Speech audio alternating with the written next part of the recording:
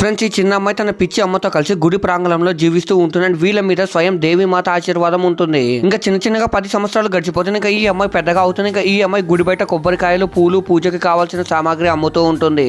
అయితే ఒకరోజు ఈ అమ్మాయి దగ్గరికి ఒక ఫ్యామిలీ వాళ్ళు వస్తారు. వీళ్ళకి కావాల్సిన వస్తువులను ఇచ్చి ఈమె స్వయంగా వెళ్లి మాతాజీ దర్శనాన్ని ఇప్పిస్తుంది. ఇంకా ఈ అమ్మాయి సింప్లిసిటీని చూసి ఈ వ్యక్తి ఆ అమ్మాయిని ఇష్టపడతాడు. ఆ అమ్మాయి కూడా అతన్ని ఇష్టపడడం స్టార్ట్ చేస్తుంది. అయితే ఈ విషయం గురించి ఆ వ్యక్తి తన అమ్మతో చెప్పగానే అతని మీద కోపడి వెంటనే అమ్మాయి దగ్గరకు వస్తుంది.